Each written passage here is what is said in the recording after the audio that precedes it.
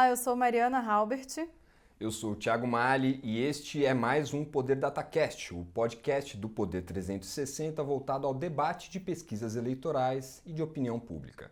O programa está sendo gravado no estúdio do Poder 360 em Brasília em 8 de setembro de 2022. O Poder DataCast recebe neste episódio Jonas Medeiros, cientista social com doutorado em educação pela Unicamp e pesquisador do SEBRAP, Centro Brasileiro de Análise e Planejamento. Jonas, obrigado por ter aceitado o convite. Seja bem-vindo ao Poder DataCast. Eu que agradeço. Obrigado, Mariana. Obrigado, Thiago. Agradeço também a todos que acompanham a mais um episódio do Poder DataCast. Para ficar sempre bem informado, inscreva-se no canal do Poder 360, ative as notificações e não perca nenhuma informação relevante. Para começar, a jornalista Gabriela Mestre nos apresenta os principais dados do Poder Data. Pesquisa Poder Data mostra que a disputa presidencial segue estável. No primeiro turno, Lula tem 43% das intenções de voto, contra 37% do atual presidente. Em seguida, aparecem Ciro Gomes, com 8%, e Simone Tebet, com 5%. Os demais candidatos não pontuaram. Outros 3% afirmam votar em branco ou nulo. 2% não sabem. No segundo turno contra Bolsonaro, Lula tem 52% das intenções de voto. O atual presidente marca 40%. A distância entre eles está em 12 pontos percentuais. Há 7 dias, o petista tinha 50% ante 41% do chefe do executivo. O Poder Data também perguntou aos entrevistados se sairão de casa para votar no dia das eleições. 87% dos eleitores afirmam que irão votar com certeza. 10% dizem que podem ir, mas não têm certeza. 2% não vão votar. Outros 1% não souberam responder. A pesquisa foi realizada de 4 a 6 de setembro de 2022. O levantamento ouviu 3.500 pessoas em 317 municípios nas 27 unidades da federação. A margem de erro é de 2 pontos percentuais para mais ou para menos, em um intervalo de confiança de 95%. O registro da pesquisa no TSE é BR-03760/2022. Como mostra o Poder Data, o cenário segue estável, mas olhando os detalhes, tem algumas variações importantes. Primeiro, tem um efeito de discreto aumento, se a gente comparar em nível mensal ali, do percentual ali, um aumento numérico das intenções de voto em Simone Tebet, do MDB, e em Ciro Gomes, do PDT. Quem você acha que pode ser mais prejudicado com esse aumento conforme o primeiro turno avança, Jonas? Olha, existia ainda uma expectativa, né? A campanha do ex-presidente Lula continua falando, às vezes com uma intensidade maior ou menor, da possibilidade do Lula ganhar no primeiro turno, né?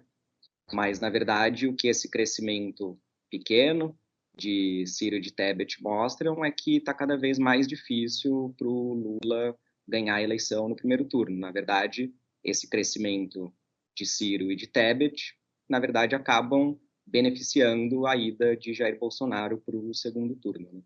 Porque Bolsonaro está estagnado.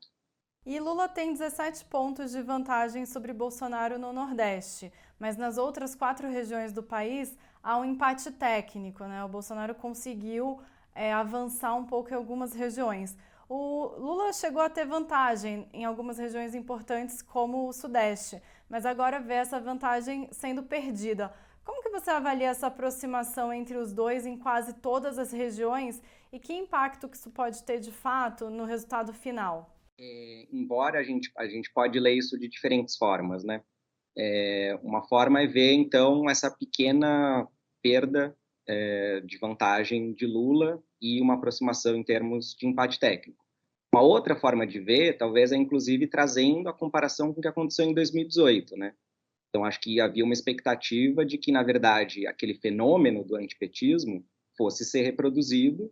Então, uma outra forma de ver é surpreendente, na verdade, que Lula tenha, de certa forma, neutralizado esse antipetismo que foi tão fundamental para que Bolsonaro encarnasse aquele candidato outsider, antissistêmico, anticorrupção e, portanto, antipetista. Ô Jonas, você acha que no Sudeste há uma volta, uma recuperação desse sentimento antipetista? Porque é a região que a gente vê agora uma recuperação do Bolsonaro, ele empatando com o Lula ali, e a gente vê que nas campanhas, nas propagandas, isso está muito forte também.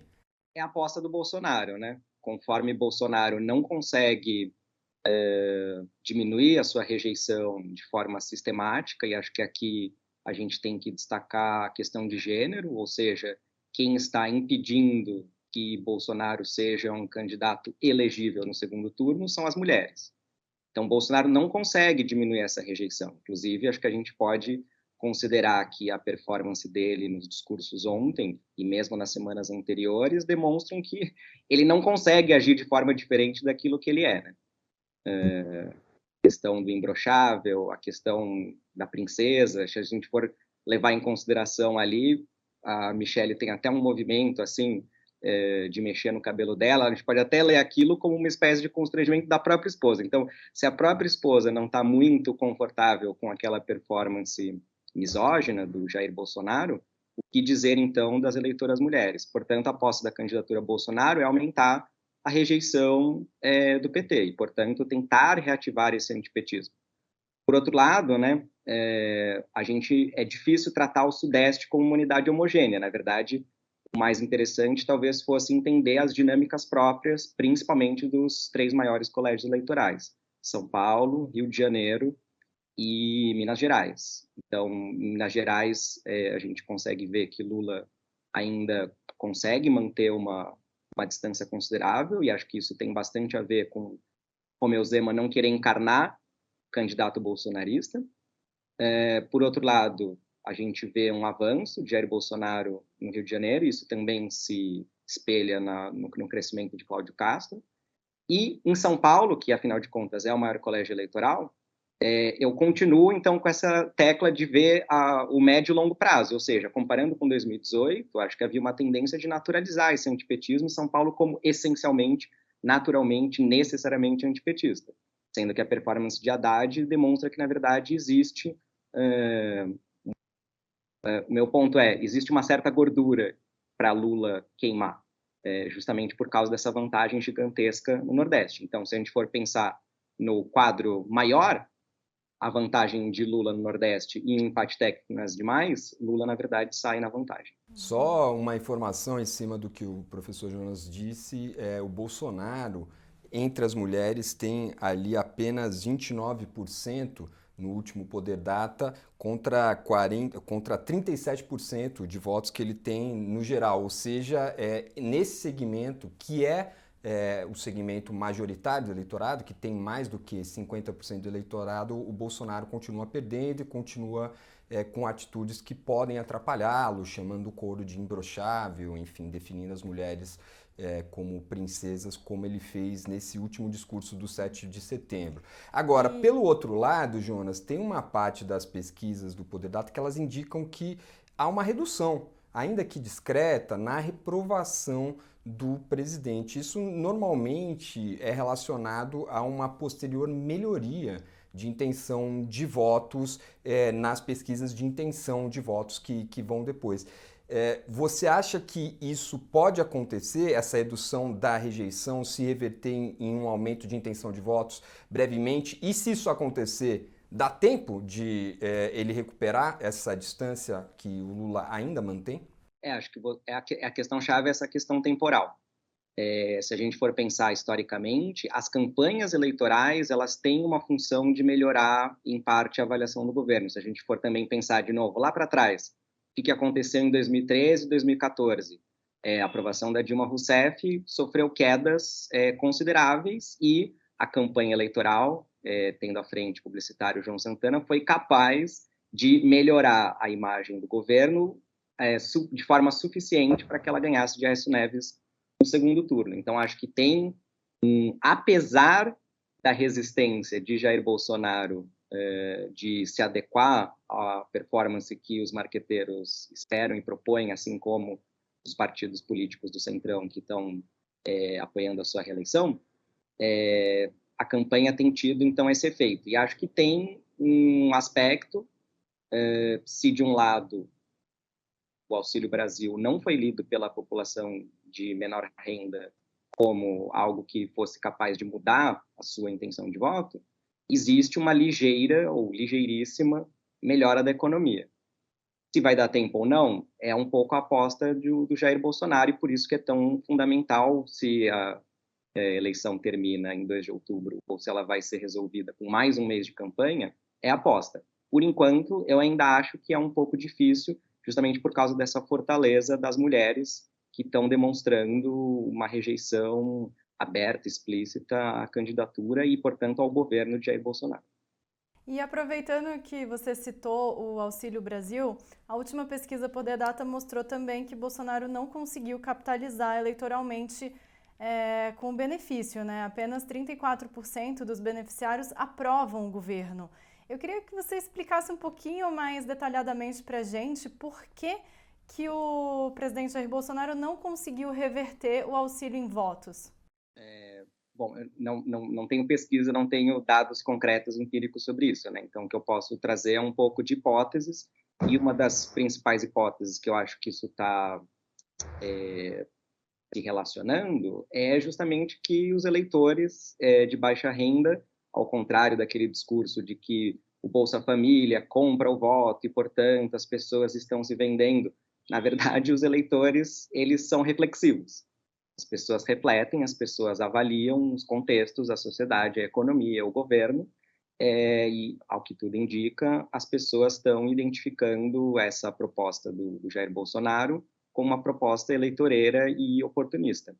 Então, portanto, não foi suficiente até o momento, e acho difícil que a segunda parcela que seja aquela responsável por mudar, se as pessoas já não demonstraram essa intenção de mudar o seu voto, acho que é difícil que ela aconteça nesse extrato social. E você acha que isso tem a ver também com o fato de que o benefício é pago na maioria das vezes às mulheres, né? Elas que recebem o dinheiro ali do Auxílio Brasil, já que a gente estava falando antes que elas estão sendo esse impeditivo no avanço do presidente Jair Bolsonaro nas pesquisas, dá para relacionar esses dois fatores? Acho que isso é um dos elementos, não apenas do Auxílio Brasil, mas também, se a gente for pensar, tem uma intersecção forte entre gênero e classe, ou seja, são as mulheres que são chefes de família nas famílias de menor renda. Mas também lembro que no momento que estava sendo discutido o desenho do Auxílio Brasil, se eu não me engano, a antropóloga Isabela Calil fez algumas análises mostrando como a própria proposta do Auxílio Brasil, de certa forma, não retirava, mas relativizava esse protagonismo das mulheres. E tem uma das questões do desenho da política, que é justamente a pluralização, porque é o interesse de que cada pessoa da família se apresente como uma pessoa solitária, portanto, para aumentar a renda que vai para a família, justamente porque ao contrário do Bolsa Família, não beneficia as famílias com maior quantidade de filhos. Eu lembro também que há uma informação, uma pesquisa recente da Quest chegou a perguntar, né, qual que era o percentual das pessoas que achavam que esse aumento recente do Auxílio Brasil era algo para beneficiar a população ou para ajudar na eleição do presidente na reeleição, né, do presidente Jair Bolsonaro, e mais de 60% responderam que era para ajudar, ou seja, a percepção da população também parece caminhar nesta linha. Eu queria mudar um pouquinho de tema, Jonas, pelo seguinte: nesta semana agora, a gente viu que o Bolsonaro parece ter arrastado o Lula para o tema da corrupção. Então, tanto as propagandas do presidente Bolsonaro quanto as propagandas do ex-presidente Lula têm usado motes em relação à corrupção, no caso do Bolsonaro dizendo que o Lula, indiretamente, né, que o Lula é ladrão, no caso do Lula lembrando essas reportagens recentes sobre o patrimônio do Bolsonaro, os imóveis que teriam sido comprados com dinheiro vivo. Esse fato, as duas campanhas terem entrado nisso, a campanha do PT também ter entrado nisso, pode, como estratégia, ser prejudicial ao Lula, esse tema da corrupção entrando mais forte na campanha? É uma boa pergunta, hipótese também, né? acho que essa mudança da campanha do Lula tem a ver com uma avaliação, uma reavaliação a partir do primeiro debate da Bandeirantes, né? Então, a performance do Lula ali na primeira pergunta do Bolsonaro foi muito ruim.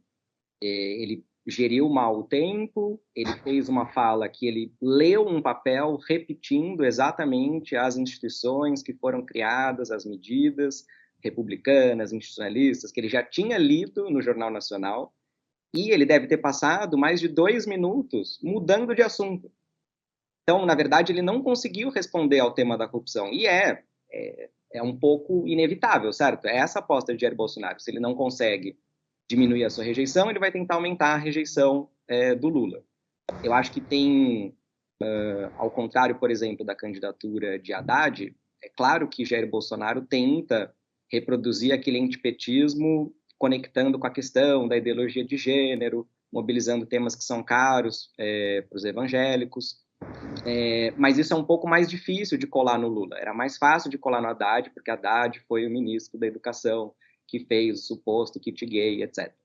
No caso de Lula, a questão central para aumentar a rejeição dele é a questão da corrupção. Ou seja, é um dado que a candidatura de Jair Bolsonaro vai tentar aumentar o antipetismo pela via da corrupção. Então, se a gente for pensar, dá para ler de um jeito: Bolsonaro conseguiu arrastar Lula para o tema da corrupção. A outra forma de ler isso talvez seja mais produtivo equiparar no sentido de que Jair Bolsonaro, quando diz que não existe nenhum caso de corrupção no seu governo, ele mente. Então, trazer os casos de corrupção que envolvem não apenas o governo, mas a família Bolsonaro, também talvez seja uma situação, de certa forma, quase inevitável para a candidatura de Lula. Mas você consegue ver um avanço, tanto para um quanto para outro, no convencimento do eleitorado, ou os dois vão bater nessa tecla e os eleitores vão continuar com as suas preferências como estão hoje? A impressão é que existe uma certa perda de centralidade do tema de corrupção para que os eleitores decidam o seu voto, em comparação com 2018. Em 2018, essa foi a grande questão, junto com outros temas que foram mobilizados pelo Jair Bolsonaro, como a questão de comunismo, ideologia de gênero, etc. Nesse caso, a gente está saindo de uma situação de pandemia, de crise econômica, então minha aposta seria um pouco que, se por um lado o tema da corrupção é um pouco inevitável, por outro lado, talvez ele tenha perdido a centralidade, principalmente em comparação com a eleição passada.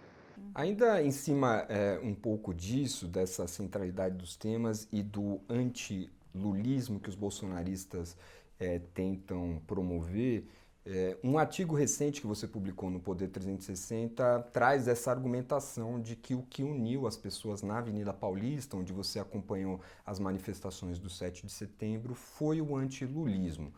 Agora, qual que é o impacto eleitoral disso para o Bolsonaro, no sentido de que isso é um tema já caro a quem já vota nele? O Bolsonaro está precisando ampliar os estratos do eleitorado que votam nele. Por que ele está apostando, ou por que as manifestações, os atos estão seguindo algo que parece não furar a bolha, Jonas? Há um sentido nisso, ou isso pode ser um erro estratégico também no sentido dos apoiadores do presidente Bolsonaro?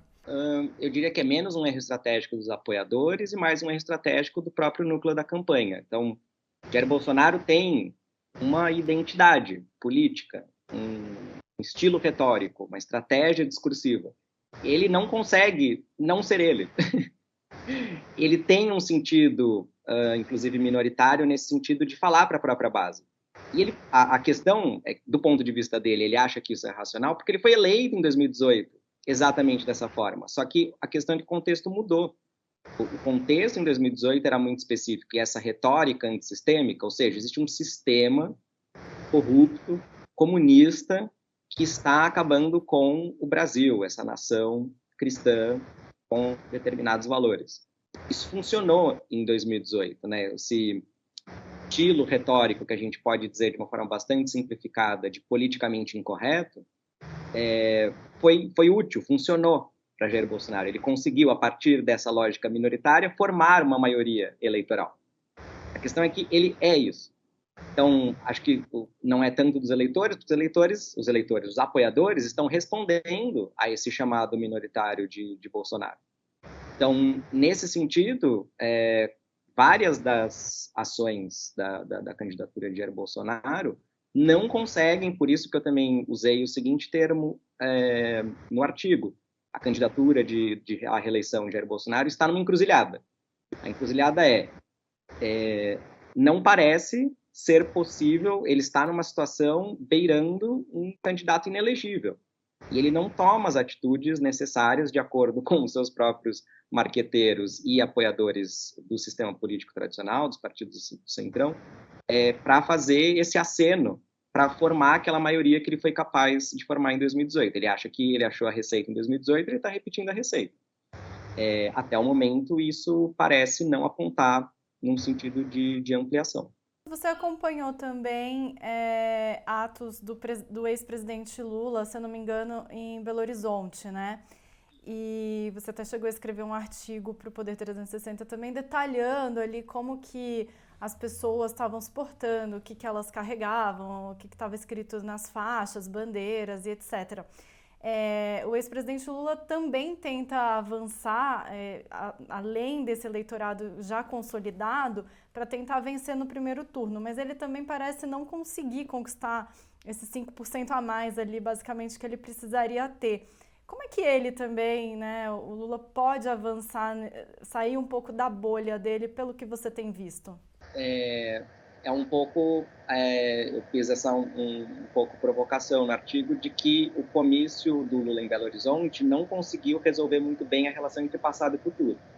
Então, Lula parece apostar todas as fichas em dizer, gente, eu fui o melhor presidente do país, eu sei, eu já fiz, contem comigo, eu sei como fazer. Só que a questão é que o Brasil mudou. A economia mundial mudou, o orçamento público mudou, a relação entre Congresso e Executivo mudou. Então, uma das formas que eu vejo, que é um pouco essa dificuldade, né, onde que Lula poderia aumentar, né, que é um pouco que eu acho que a campanha do Lula está tentando fazer, que é antecipar o pedido de voto útil, principalmente dos eleitores de Ciro. Os eleitores de Ciro, pelo que eu acompanho, eles acreditam que Ciro é o único candidato que tem projeto de país. Ele tem propostas concretas. E o Lula joga o jogo contrário. Ele, inclusive, fala isso nas sabatinas, ele fala isso nos debates. Nas sabatinas ele falou explicitamente. O PT criou a tradição de seguir a lista tríplice. Não vou assumir esse compromisso. A jornalista pergunta, mas você se compromete com fazer um ministério com paridade de gênero? E não é uma coisa de outro mundo. Diversos países já fizeram isso. Exemplo, Canadá e Chile. Simone Tebet fez um aceno mais progressista do que Lula. Lula se recusou e nem conseguiu dizer... ele poderia ter seguido outros caminhos. Ele poderia ter falado, não me comprometo, mas veja, eu vou recriar, que são algumas das propostas concretas de restaurar o passado dos governos do PT. Vou recriar o Ministério, a Secretaria de Política para as Mulheres, vou recriar a Secretaria de Políticas Raciais, vou criar pela primeira vez o Ministério dos Povos Originários.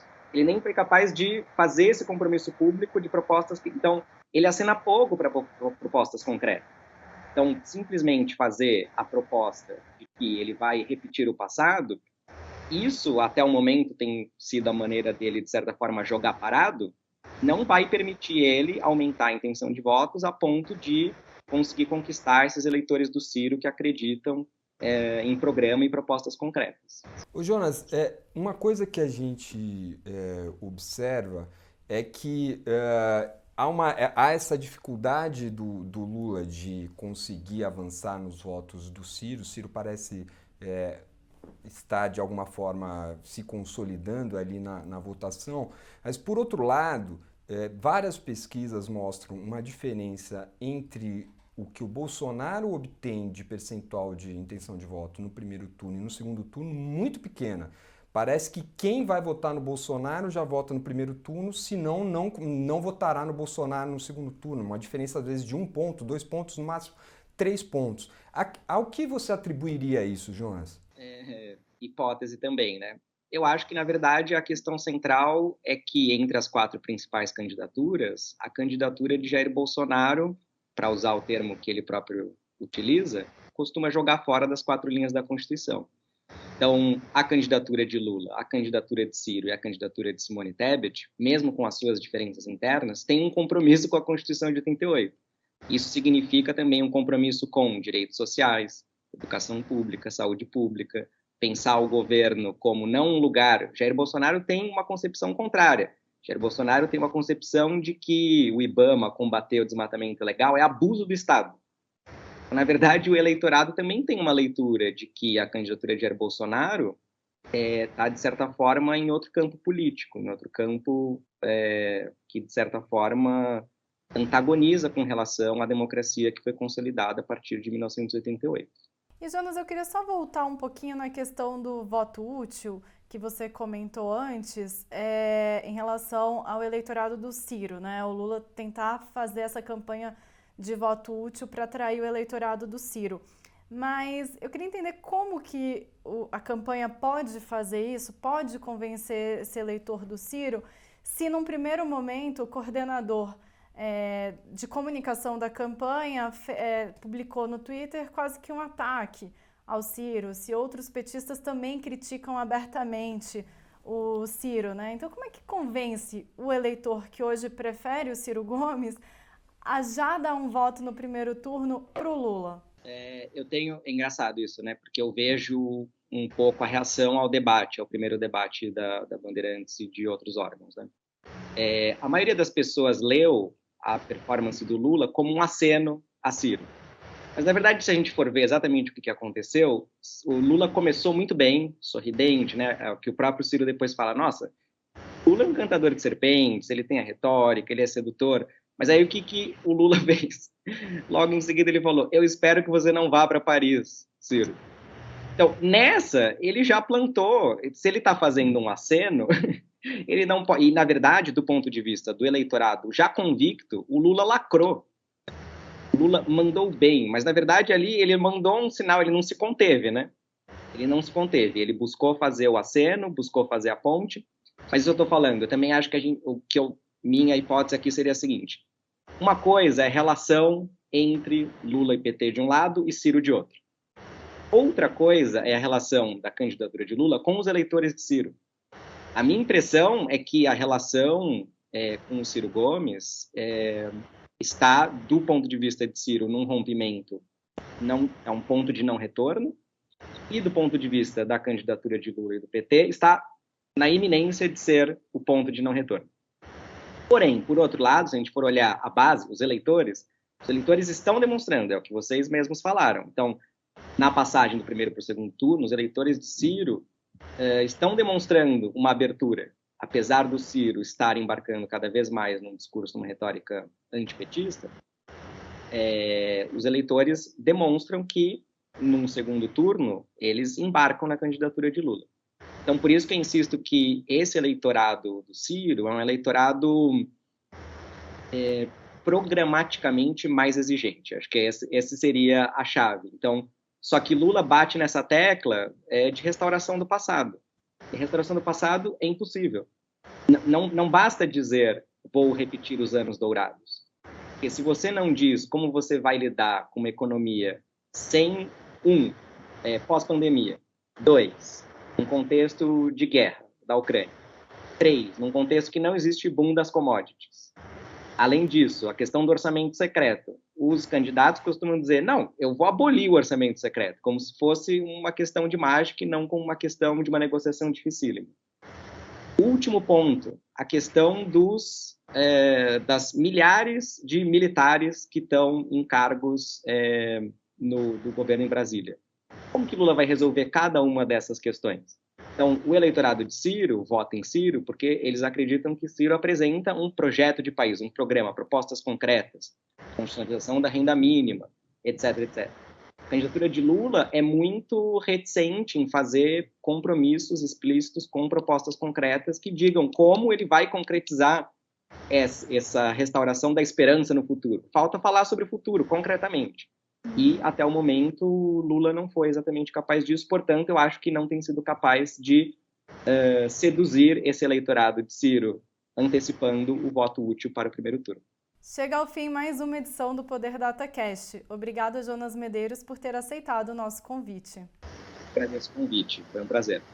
O conteúdo do Poder Data não acaba aqui. Acompanhe reportagens sobre os levantamentos a cada 15 dias no jornal digital Poder 360. Não se esqueça de se inscrever no canal e ativar as notificações. Assim você não perde nenhuma informação relevante. Obrigado a você que nos escutou e acompanhou em mais um episódio. Até a próxima!